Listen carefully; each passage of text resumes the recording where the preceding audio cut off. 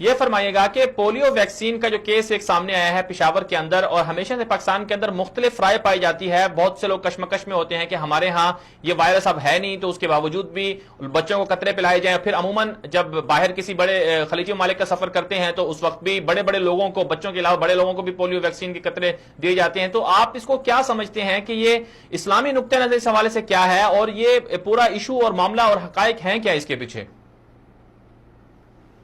دیکھیں، اصل گزارش یہ ہے کہ پولیو کے قطرے پلانے سے متعلق یہاں پر کئی دفعہ مختلف بڑے دارالفتاؤں سے رجوع کیا گیا ہے، اور ان دارالفتاؤں میں سے کئی وقی اور بڑے دارالفتاؤں نے حکومت پر اعتماد کرتے ہوئے اور مختلف ڈاکٹروں پر اور اس شعبے کے ماہرین پر اعتماد کرتے ہوئے باقاعدہ جواز کا فتویٰ بھی دیا ہے.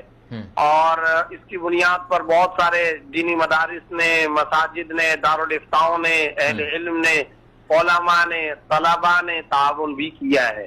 لیکن اس میں کوئی شبے کی گنجائش نہیں کہ پولیو کے قطروں سے متعلق بہت سارے معاملات بڑے پر اسرار قسم کے ہیں اور بڑے مشکوک قسم کے معاملات ہر دور کے اندر رہے ہیں. اب یہ خود طے کرنے کی بات ہے کہ پولیو کے قطرے مرض کا علاج ہے یا یہ خود ذریعہ مرض ہے، یعنی یہ بھی ایک کوشچن مارک ہے.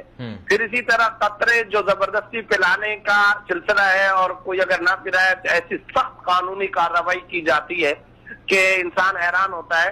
جہاں آپ کو معلوم ہے کہ بے شمار کرائم پائے جاتے ہیں، لیکن ہم نے اپنی آنکھوں سے ایک چیز بڑی عجیب دیکھی ہے کہ اگر کوئی والد پولیو کے قطرے اپنے بچے کو نہیں پلاتا تو کچھ ہی منٹوں سیکنڈوں میں تمام لا انفورسمنٹ ایجنسیز بھی حرکت میں آ جاتی ہیں. علاقے کا مقامی ڈی سی، ڈپٹی کمشنر، وہ بھی حرکت میں آ جاتا ہے، پولیس حرکت میں آ جاتی ہے، فوری طور سے گرفتاریاں ہوتی ہیں، FIR کٹنے میں دیر نہیں ہوتی ہے. یہ جو اس قدر پھرتی، اس قدر دلچسپی، اس قدر تیزی کا معاملہ ہے، یہ اس معاملے کو بذات خود کچھ پراسرار اور مشکوک بناتا ہے. یعنی اس ملک کے اندر کئی دفعہ بہت ساری جگہوں پر قتل ہو چکے ہوتے ہیں اور اس کے اوپر FIR کاٹنے کے لیے دہائیاں دی جا رہی ہوتی ہیں، لیکن اگر کوئی پولیو کے قطرے نہیں پلاتا تو اس کے خلاف ایسی تیز ترین کارروائی عمل میں آتی ہے کہ انسان حیران ہو جاتا ہے. پھر سب سے بڑا جو کوشچن مارک ہے وہ یہ کہ اس کے انگریڈینٹس کیا ہیں. ہم نے کئی دفعہ پولیو کے ماہرین کو باقاعدہ اپنے پاس بلا کر ان کو زور دے دے کر کے پوچھا کہ بھائی اس کے انگریڈینٹس کیا ہیں، اس کے اجزاء ترکیبیہ کیا ہیں، ذرا اس کے بارے میں بتاؤ. جب بھی ہم یہ سوال کرتے، آگے سے جواب میں یہ کہا جاتا ہے جی اس کو فریج میں رکھا جاتا ہے.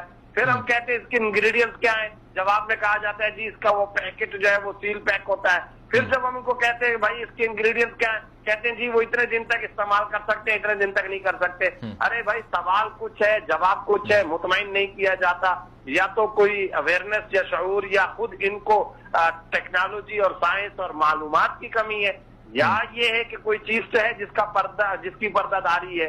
کیا معاملہ ہے اس سلسلے میں؟ میں یہ سمجھتا ہوں پشاور والا جو انسیڈنٹ پیش آیا ہے، اس حادثے کے بعد اب وقت آ گیا ہے کہ قوم کو، عوام کو اس سلسلے میں اندھیرے میں نہ رکھا جائے، بلکہ تمام حقائق منظر عام پر لائے جائیں اور لوگوں کو بتایا جائے کہ بھائی اس کے انگریڈینٹس کیا ہیں، اس کے فوائد کیا ہیں، اس کے نقصانات کیا ہیں.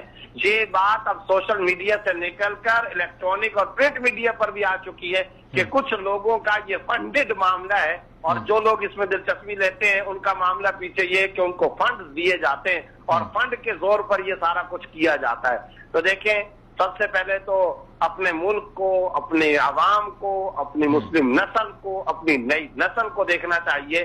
غیروں کے مفادات کو پورا کرنے کے بجائے ہمیں اس کو اسلامی نقطہ نظر سے بھی دیکھنا چاہیے، شرعی نقطہ نظر سے بھی دیکھنا چاہیے، اور پھر ملکی جو قانون ہے اور پاکستان کا جو مقدس آئین اور دستور ہے اس کی روح سے بھی ہم کو اس کو دیکھنا چاہیے. اس پورے معاملے کو ری وزٹ کرنے کی ضرورت ہے. حقائق فوری طور پر قوم اور عوام کے سامنے لانے کی ضرورت ہے.